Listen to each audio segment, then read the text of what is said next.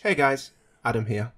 In this video I'm going to be showing you how to play Helion Tristana reroll and showing you how to beat the hard late game comps like the one in the clip here. So let's watch the clip and then get into the guide.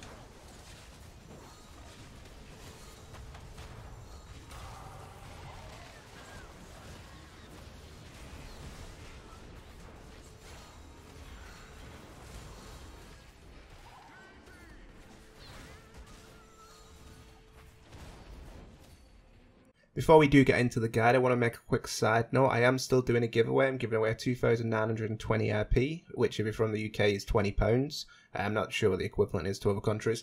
You do need to be subscribed to be eligible to enter this giveaway. So there's no cost to yourself. Just hit the sub button, ring the little notification bell, comment done in the comments when you down below when you are done, so I know you've done. And I will be picking out a winner in a couple of weeks and sending them a message to gift them this RP. Best of luck.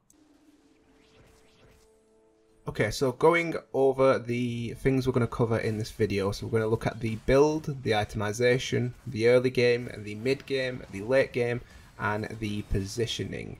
This is everything you're going to need to know on how to play this comp. So let's start it off by going into the build. So looking at the build, this is obviously a Helion build with Tristana as your main carry. This build has been climbing up the ranks, as you probably know. In 11.19, Tristana got a change to her ability, so she doesn't dive in like an idiot to the backline and take a Callista Spear to the face anymore. She now jumps away from the targets, so it's a really good change. It's made her so much better in the game. Yeah, like I say, she doesn't jump into a clump of enemies and just instantly die when they switch aggro. She now jumps as far away as possible and carries on doing damage, which means she survives for a lot longer. She can get out much more damage, which makes this comp so much stronger. So what is it that we're going to be playing? We're going to be playing 4 Helion. We're not playing 8 Helion, we're not playing 6, we're playing 4 Helion. And then we're going to buff out our traits with other units. So let's take a look at those units now. Okay, so this is the comp you want to be playing. So we're playing 4 Helion. We're also going to be playing with 4 Cannoneers, 3 Sentinels, and 2 Knights. If you can see the units that are outlined with the gold border, these are the units that you want to be 3-starring. So this is a reroll comp. So you don't want to be leveling early, you don't want to be pushing your lead. If you want to be playing this comp, you're going to have to sit at 5 and 6, and you're going to have to roll for Tristanas, Cannons, Poppies, Lulus, all of them. You want to be hitting 3-star and everything. Senna isn't really that important, but if you're picking up a lot of them, then go for it. The 3-second stun's really good on a cast. So yeah, this build has been rising really quick and really rapidly in the ranks. It's getting really high average placement thanks to the Tristana change. Like I say, she survives for so much longer now. So yeah, let's take a look at some of the itemization. Okay, so in terms of itemization, this comp has 4 different carries. Those carries are Tristana, Kennen, Lulu, and Lucian. They all hold different items, so here are the best in slot for each of your carries. For Tristana, as your main attack damage carry, her best in slot is Infinity Edge, Runans, and Last Whisper. Kennen is there as an off-tank and to just be a general nuisance throughout the whole game. His best in slot is Morellonomicon, Frozen Heart, and Guardian Angel. Lulu is there as a utility holder, applying all aura buffs. So her best in slot is Shojin's, Ice Cream Cone, and Banshee's Claw. And Lucian is your secondary carry. Any spur AD items go onto him. Helion Spatula is also really good on Lucian. This means at level 8 you can add Teemo to go 6 Helion. So here is a look at the Radiant items for this comp. So all these want to go on to Tristana unless I say otherwise. So you've got your Runan's Hurricane, Infinity Edge, Bloodthirster, Hand of Justice, Zeke's goes onto Lulu, Deathblade onto Trist, Banshee's also goes onto Lulu, Morello is for Kennen, and you've got Last Whisper for Trist. These are the best items for this comp. If you get any of these and you've got an available slot, definitely pick it up and definitely stick it on. Let's take a look at what we're going to do in the early game. So like I mentioned before, this is a reroll comp, so you don't want to be pushing your levels in the early game. You want to stay as low level as possible, and you want to hit 50 gold as fast as you can, so you can start rolling for your upgrades. So the units, like I mentioned, you want to be hitting 3-star, Tristana, Senna, Lulu, Kennen, and Poppy. I wouldn't go for Lulu 3 in the early game because holding her is just going to cost so much money. It's going to make such a big impact on your econ. So I'd probably wait until the late game before you look to go for Lulu 3. So just get Lulu 2 and that's good enough from there. Just carry on picking up the other units though. If you're not finding that many Senas, it really doesn't matter. She's not the best. You don't have to go a 3-star.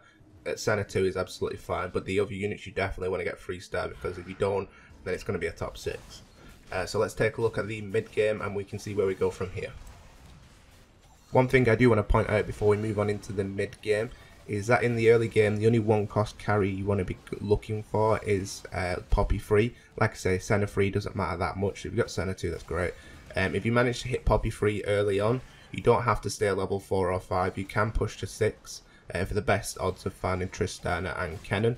This speeds up the tempo of the game a lot faster, meaning you're going to hit Kennen and Tristana 3 a lot quicker, saving you more health and hopefully getting that win streak going. So yeah, just a little side note. So moving on into the mid game, this is a look at the mid game board. So ideally after Wolves you want to be level 6. As you can see in my game, I still have Poppy 2 and I am level 6. I wasn't hitting her, so I couldn't stay level 4 and level 5 for any longer. So I just decided to push 6 and I'd find. You can still find Poppies at 6. There's still a good chance you can find them. So don't worry about it. But I was still only at Tristana 1 and I was starting to bleed out and starting to lose a lot of health. So I needed to get those upgrades and I needed them quick. So yeah, this is where you get the 4 Helion. So this is where you start to spike a little bit. So you got your 4 Helion with your Cannoneers and your Knights. If, like you can see here, I found an early Galio, you can swap it out for whoever you've got in there at the minute, Fresh, Nautilus, Leona. You can put the Galio in. Galio's a great 1-star unit at this point in the game. You can survive so much longer, meaning you're going to kill a lot more units. So yeah, this is your level 6 board. You just want to be staying above 50 gold, rolling for those upgrades like the Poppy, Kennen, Tristana and Sena. Okay, so moving swiftly into the late game, this is a look at your late game board. So as you can see, I hit my upgrades. After the Raptors, if you're still struggling to find your 3-stars, that's when you can look to roll down below 50, looking to get those 3-star units.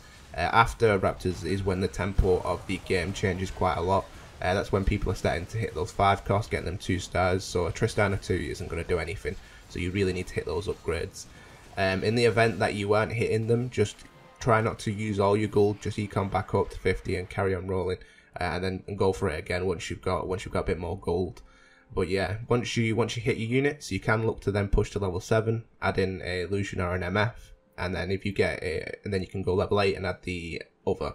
If you manage to find a Cannoneer emblem, you can look to drop the MF and play a Mystic instead, like Gwen, because Lulu is also Mystic, so that gives you two Mystic. If not, you can have anything else like a Volibear, whatever you want. Something just with front line, allowing your Tristana to survive a bit more.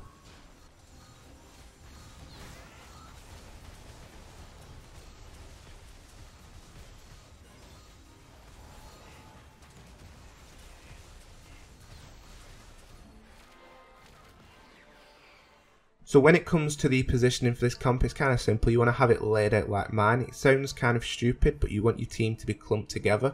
This is because when the enemy starts walking towards them, they're all going to be over in one corner. This allows Tristana to jump as far away from everyone as possible, letting her get free damage off for a long period of time.